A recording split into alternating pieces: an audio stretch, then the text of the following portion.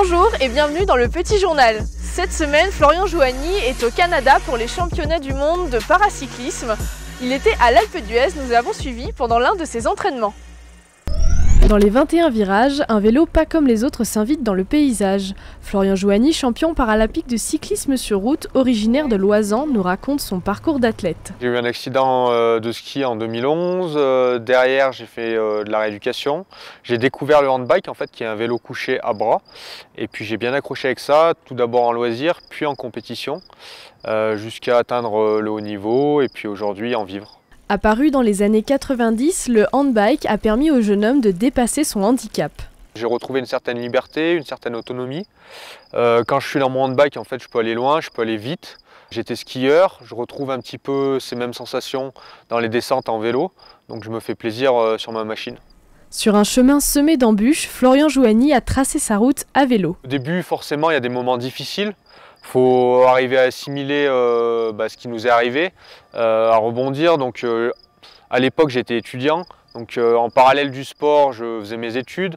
Donc, ça m'a permis aussi de retrouver une vie sociale. Son parcours de vie hors norme, il s'en sert comme d'une arme pour faire changer les mentalités sur le handicap. À travers ce que je fais, d'améliorer le quotidien, enfin l'image qu'on peut avoir du handicap, et puis je pense que ça sert à tout le monde en fait.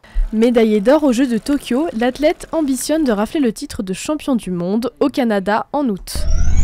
Avec Simon, découvrez une autre manière de se promener avec les balades philosophiques aperçues en images. Sur le chemin du panoramique, Simon Parco invite les vacanciers à la découverte de la nature à sa manière. J'aime bien me définir colporteur de pensée, poète de sentier ou métaphysicien au pied en poulet écorné. Je fais des petites balades très simples, ce que j'ai appelé des balades philosophiques, et ça consiste en des petits cours de philosophie ou initiation à la philosophie, mais à l'air libre, en mouvement et à plusieurs. Écrivain et ancien professeur de philosophie, le guide explore de nouvelles formes d'échange intellectuel. Mais aujourd'hui, il y a une vraie dimension pédagogique en fait, qui m'intéresse beaucoup. Je pense qu'on peut vraiment on peut vraiment enseigner quelque chose en marchant dans la nature. C'est plus facile, ça passe plus facilement. Au moment, c'est un moment convivial, c'est un moment joyeux aussi, c'est un moment où on rigole, chose qui n'est pas forcément le cas entre les quatre murs d'une salle de classe. Aujourd'hui, la balade portait sur l'histoire de l'alpinisme et les promeneurs sont ravis.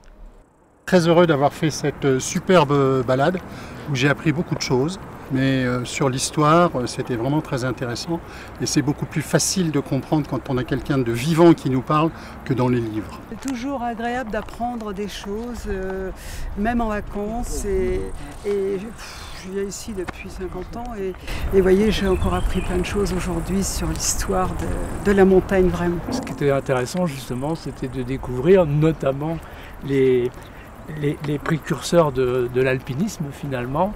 Simon Parco apporte un regard neuf sur une montagne que l'on pensait connaître par cœur.